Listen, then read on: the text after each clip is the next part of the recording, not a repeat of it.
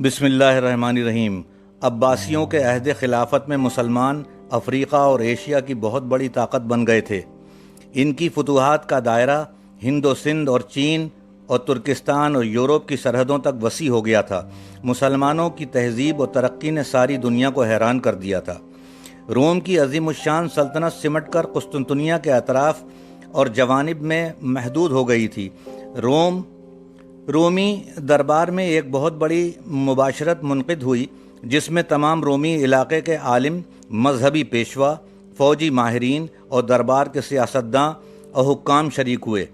اس مجلس کا مقصد تھا کہ مسلمانوں کی ترقی اور اسلام کی مقبولیت کا راز معلوم کیا جائے کہ وہ کون سی بات ہے جس نے عرب کے وحشی اور جاہل قبیلوں کو اس ترقی یافتہ اور طاقتور بنا دیا تھا، اس قدر ترقی یافتہ اور طاقتور بنا دیا تھا۔ بحث و مباحثے کے بعد اس مجلس نے طے کیا کہ چند ہوشیار اور قابل آدمیوں کو مسلمانوں کے شہروں میں بھیجا جائے اور وہ طرح طرح کی معلومات حاصل کر کے واپس آئیں اور رومی دربار میں اپنی رپورٹ پیش کریں۔ اس فیصلے کے بعد دربار اور گرجا کے چند قابل اعتماد ذہین اشخاص کو یہ ذمہ داری سپرد کی گئی۔ یہ لوگ تاجروں کے بھیس میں مسلمانوں کے شہروں کی طرف روانہ ہو گئے۔ ان میں سے ایک مذہبی عالم اس بات کی تحقیق کے لیے مقرر تھا کہ وہ اسلام کی اشاعت اور مقبولیت کا راز معلوم کر کے آئے کہ وہ کون سی بات ہے جو عام آدمیوں کو متاثر کرتی ہے اور بے اختیار اسلام کی طرف کھینچے چلے آتے ہیں۔ یہ شخص کپڑوں کا تاجر بن کر دمشق میں داخل ہوا۔ اس کے ساتھ ایک غلام تھا، نہایت وفادار اور طاقتور۔ اس کے ماتحت اور بھی غلام تھے جو اپنے آقا کی مختلف خدمتوں پر مقرر تھے۔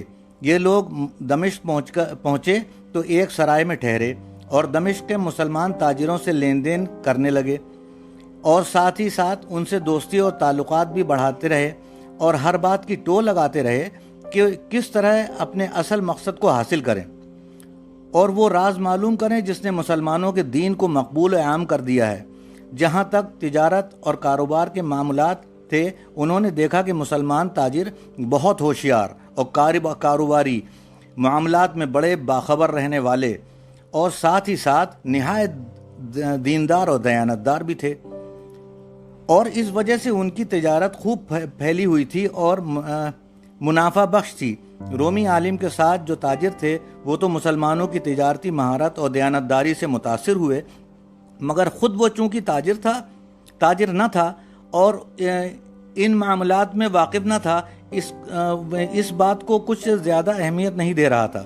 وہ سمجھتا تھا یہ تو بس تجارتی گر میں اصل بات کچھ اور ہے جس نے اسلام کو مقبول بنایا ہے۔ یہ رومی وفد دمشق سے قدس اور بغداد تک ہو آیا۔ بغداد پہنچ کر رومی عالم نے مسلمان اہل علم کو مجلس میں شرکت کی، وہاں کے کتب خانوں کو دیکھا والا اور مسلمانوں کی علمی ترقی اور نت نئی ایجاد سے بہت متاثر ہوا۔ علم و فنون میں مسلمانوں کے بہت سے نظریوں اور انکشافات کو اس نے اپنے روزنامچے میں درج کر لیا، مگر آخر میں اس نے یہی لکھا کہ میں نے بہت سی باتیں معلوم کریں جو مسلمانوں کی ترقی کا سبب ہیں، مگر افسوس وہ اصل بات معلوم نہ ہو سکی جس نے ان کے دین اسلام کو اس تیزی سے پھیلا دیا ہے۔ ان شہروں کا دورہ کر کے یہ لوگ دمشق اور وہاں سے مسلمانوں کے سرحدی شہر حمص پہنچے۔ حمص میں انہوں نے اپنا باقاعدہ سامان تجارت ایک تاجر کے ہاتھ فروخت کر دیا۔ جب کاروباری کی معاملات ختم ہو گئے تو مسلمان تاجر نے ان کو اپنے دسترخوان پر شریک طعام ہونے کی دعوت دی۔ رومی عالم اپنے تاجروں اور غلاموں کے ساتھ وہاں پہنچا تو میزبان نے، جو بہت بڑا تاجر اور مالدار آدمی تھا، مہمانوں کو بڑے اتفاق سے خیر مقدم کیا۔ نہ صرف رومی عالم اور اس کے ساتھی تاجروں کی عزت کی، بلکہ ان کے غلاموں سے بھی اسی طرح مصافحہ اور معانقہ کیا اور ان کو بھی اسی دسترخوان پر عزت و احترام سے بٹھانے لگا۔ یہ بات رومیوں کو بڑی ناگوار گزری۔ ان کے غلام بھی بڑے حیران ہوئے، کیونکہ وہ تو سمجھتے تھے کہ آقا اور غلام میں زمین اور آسمان کا فرق ہوتا ہے، اور یہ بڑی بے ادبی اور گستاخی ہے کہ غلام آقا کی برابری کرے رومیوں کے غلام تو بڑے اصرار کے باوجود اس دسترخوان پر نہیں بیٹھے اور اپنے آقاؤں کے پیچھے دس بستہ کھڑے رہے، مگر انہوں نے دیکھا کہ مسلمان تاجر کے غلاموں نے جب دسترخوان پر طرح طرح کے کھانے اور لوازمات سجا دیے تو بے تکلف اپنے آقا کے دائیں بائیں بیٹھ گئے اور مزے سے کھانے میں شریک ہو گئے۔ رومی عالم کو بڑی وحشت ہوئی جب اس نے دیکھا کہ مسلمان تاجر نے اپنے غلام کی کھائی ہوئی روٹی کے ٹکڑے اٹھا لیے اور یہ کہہ کر کھانے لگا کہ ہمارے رسول اللہ صلی اللہ تعالیٰ علیہ وآلہ وسلم نے رزق کو ضائع کرنے سے منع فرمایا ہے۔ رومی عالم نے اپنے وفد کو لے کر واپس آ گیا اور اس نے دربار میں اپنے سفر کی تفصیلات پیش کی اور اس کا اعتراف کیا کہ وہ اس اصل راز کو نہ جان سکا جو اسلام کی مقبولیت کا سبب ہے، مگر قیصر روم نے حمز کے اس واقعے کو دوبارہ سنا اور اس پر غور کرتا رہا۔ پھر اس نے کہا کہ میں اس راز کو سمجھ گیا۔ سب حیرت سے دیکھنے لگے، مگر اس نے کہا کہ ابھی نہیں، کچھ دن بعد میں بتاؤں گا۔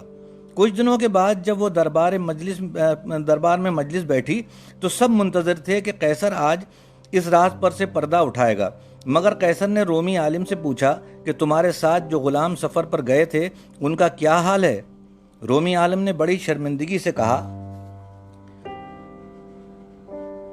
میں بہت معذرت کے ساتھ کہتا ہوں کہ ان میں سے چند بھاگ گئے ہیں، جن میں سے ان کا نگراں غلام بھی شامل ہے جس پر مجھے بڑا بھروسہ اور اعتماد تھا، اور معلوم ہوا کہ وہ سب مسلمانوں کے ملک میں جا کر رہنے لگے ہیں اور مسلمان ہو گئے ہیں۔ قیصر نے کہا، بس یہی راز مسلمانوں کی ترقی اور اسلام کی مقبولیت کا ہے کہ ان کے دین میں آقا اور غلام، امیر اور غریب سب برابر کا درجہ اور حق رکھتے ہیں۔ یہ نہ ہوتا کہ تمہارے غلام نہ بھاگتے نہ مسلمان ہوتے، لیکن وہ چونکہ سب کے ساتھ برابری کا معاملہ کرتے ہیں، اس لیے غلاموں نے یہی بہتر سمجھا کہ یہی اچھا دین ہے اور بہت پیارا دین ہے۔